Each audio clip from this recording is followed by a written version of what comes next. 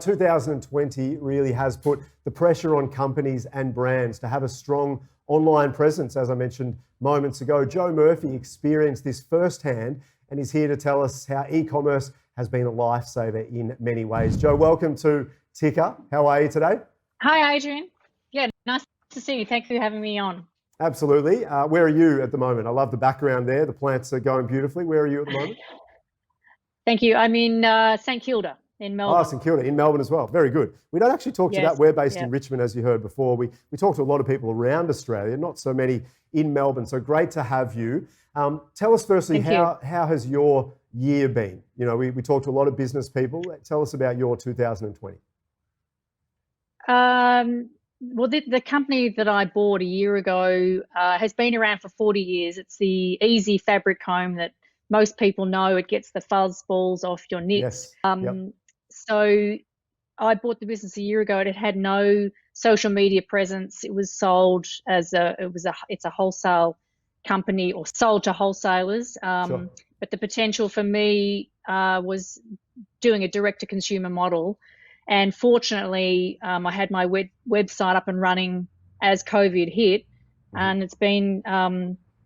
it's really got us out of a pickle, really, because wholesale sales dropped off, and our e-commerce arm, the online presence, really picked up, really saved us. Yeah, so let's talk further about that. So you say you had it set up and ready to go. How much work did you need to do? You know, did you need to make changes in terms of the online presence? Take us through how that worked.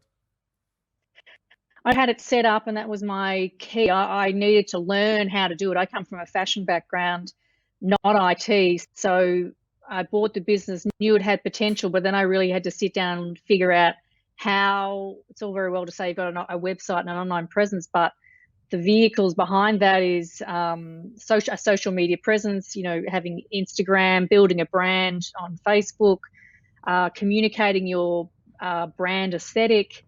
So I had to learn all of that and work out what it actually was. So once that was ready, isolation really forced me to really knuckle down and work out how to advertise on Facebook, how to advertise on Instagram, you know, or the algorithm, how all that works.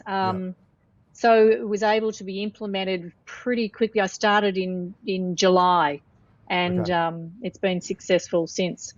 Yeah, good to hear. Tell us about JobKeeper. Of course, JobKeeper, JobSeeker have been really a big part of how this year has worked for many unemployed people or trying to hold on to their jobs. How has JobKeeper affected you?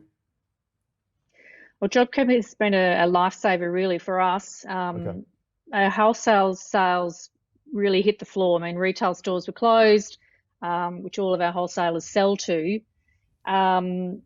So JobKeeper was a lifeline. It allowed me, with our sales falling off a cliff, the JobKeeper allowed me to have money to spend on advertising online, so Facebook, Instagram. So that allowed us to keep going, and then started the change where the sales started to increase and we could reach more people. It was a lifesaver. And in future, let's talk about that. How important do you think online presence will be to businesses? You've experienced it yourself now. Is this just a way that you are really going to rely on your business moving forward? Yeah, it is. It's definitely an integral part. I think the internet has sort of democratized shopping for people. So a lot of my sales are going to people in rural areas, country, all over Australia, but in the country. So they might not have access to stores and shops, but to be able to get a product out to them that they can see on your social media, what your brand integrity is like. They're able to buy with knowing that there's a lifetime guarantee, that they can see the person behind the brand, which is me, so they can trust it. I just think there's this direct communication to the customer that I really love. And I think the customer, or the Aussie customer, does too. Yeah, great. Joe, thank you so much for your time. Where can we jump online? Obviously, there is a place to go. So to learn out more in terms of what you're doing, where can we go? Go to theoriginalfabriccomb.com, and we're on Instagram at theoriginalfabriccomb. The original comb is the easy comb, the little blue comb that everybody knows.